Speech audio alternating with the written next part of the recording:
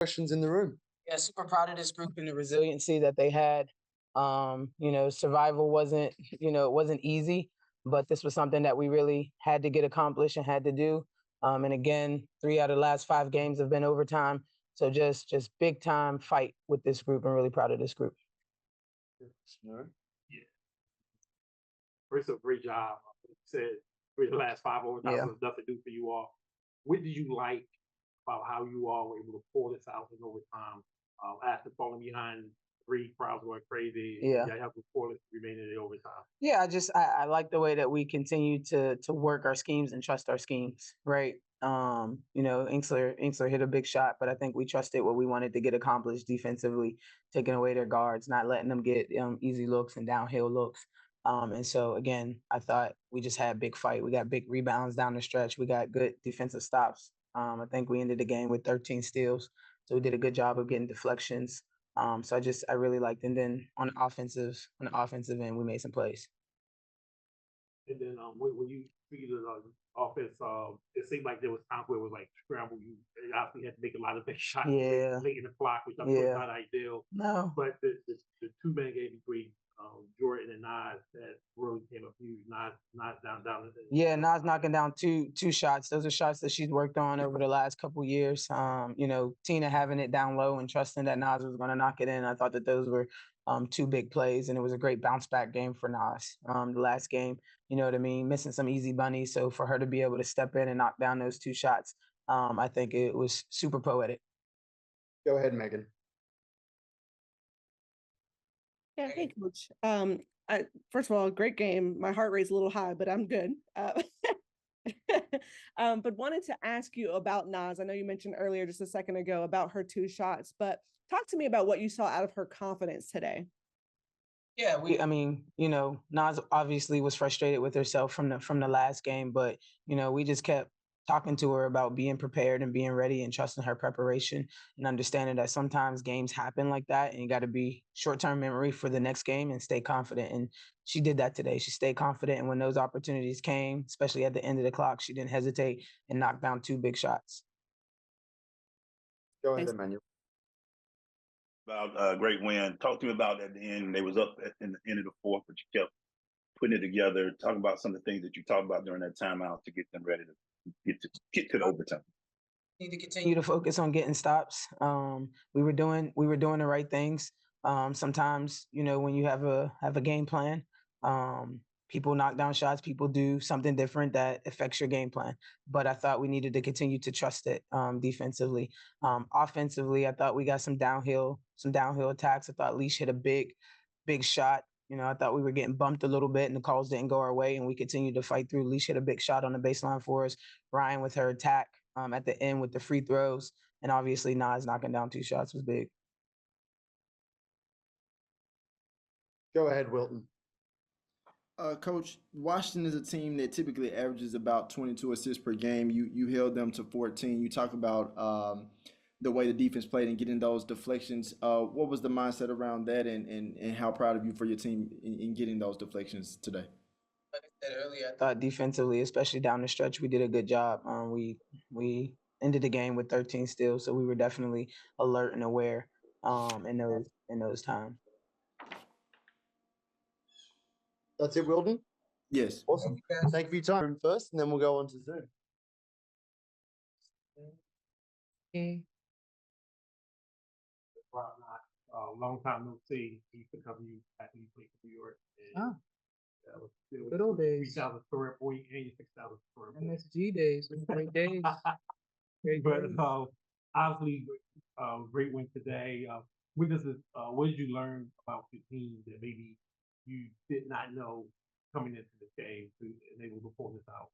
Not to say what I did not know, it's just what needed to be reflected.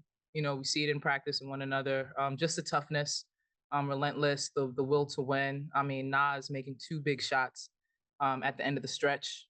So I'm just proud that we came out with the win, but just growth, and not just with the players, the coaching staff as well, calling key reset at certain times and timeouts, certain plays that we ran coming out, and just the aggressiveness that we had. So it was good. And then I'm also writing a story. You just speak what you witnessed this year with her growth as a player and kind of how she's taking towards Yeah, information from you? major growth. I always try to remind the young point guards that it's like the hardest position to transition into in our league. Setting up a team, playing against vet and experienced players at that position. But she's definitely grown. She's in the gym. She's working on her game. She's able to see JC come out and play a certain way. So I think it's just been really encouraging for her and just seeing her confidence, just still, even the time that she had on the court today, just getting to her spots, getting to the rim, trying to dominate a mismatch. So just still proud of her. She has ways to go. I know she'll flourish. Yeah. From obviously with you all battling for the eighth playoff spot, not a lot of time. That. But when you look back on, just playing this game when you first started from before UConn into WNBA, and you see where the body of work has landed you. How does that make you feel when you see that all that hard work paying off? WNBA for. Yeah, just a blessing that this was God's will for my life. I work very hard. It's just preparation, just meeting opportunity. I'm always in the gym, always working on my game. So for me, it's just really great that the results are there. I've had great teammates along the way, amazing coaches, starting with Coach Ariema, who just really was on me because he just saw who I can be. So I'm just thankful that I'm able to reflect it, not just for myself, but just for those who's been in my life and played a big role in my development as a player I am today. Thank you. Go ahead, E. I wouldn't have been covering you more than half of your career. I wouldn't know how many years you've been in the league. Another 20-10 game. Talk about the team and what your goal was to get this victory tonight. The goal was to win by any means necessary. Like that was the goal. Like usually Tanisha, she puts up what we need to do, but it was just like win. We just had to win. And again, Nas made a big shot. Wright was able to get to the line. I was very disappointed in myself missing those 2 free throws. It could have made the game a little different, but we got the win and we live to see another day. Shot that one of those shot 9. You trusted her with that assist to get her the ball, and I'm sure that makes a lot of confidence for her. But what about you and your confidence in Nas to get her that pass for that shot? Yeah, I mean, just this entire season, I would always say to her, once she was inserted into the starting lineup, that I trust you, I believe in you. I see her always taking those shots, the baseline shot, and then the free throw line shot. I think she just trusted herself. She had huge confidence, and it was what we needed. And she became a threat out there. So kudos to Nas and just having the belief and just her preparation and stepping into that opportunity. And we'll finish up with Megan. Megan, go ahead. Hey, TC, great game. Wanted to talk to you about this because I saw this stat right before the presser, but you now have the most double-doubles in a season for a Dream player. I think that is phenomenal work for coming in this season. What does that mean to you as you're processing hearing that real time? I always say this and they joke about it. I'm just doing my job. I mean, I'm coming from an era where Coach Oriema used to challenge me to get a double-double by halftime. That was the standard that I was under. And it wasn't about jacking up shots. It was about being efficient. It was about dominating the glass, knowing who I needed to be. So I think with the minutes that I play, I think it's necessary that I go out there and just have that mindset. I don't care how old I am. If I'm on the court, this is just who I need to be. And as long as we get the win, that's what matters most. So it's great. I know Erica DeSosa had it before. She was a great player for the Dream and had many battles with her. So I don't know. It's a blessing, but I'm just thankful we got the win. Thank you. We'll be back with Jordin. Thanks, guys. Right, guys. Later. Finish up with JD.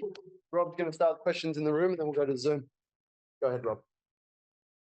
JC, first up, great job today with the win. What made the difference in overtime for you all? Obviously, defensively, that helped with Corliss. Let's say last 4 something of the game. What do you attribute it to? It's us locking in and finishing plays. T talks about that all the time. Like there will be possessions where we'll have great defense, but we don't finish it with a box out. And we'll have like missed assignments or we're not communicating. And so we knew going into overtime, like that was our biggest thing is to finish plays, make sure we're rebounding, talking and communicating because they have so many guard to guard actions and post to post actions and stuff. So we just had to make sure that we were all on the same page. And I think the difference of tonight was we finished plays.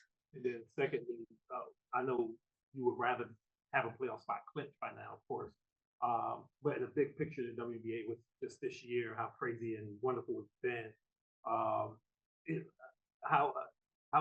decent is it to see 3 teams fighting for that one playoff spot going to the last week of the season?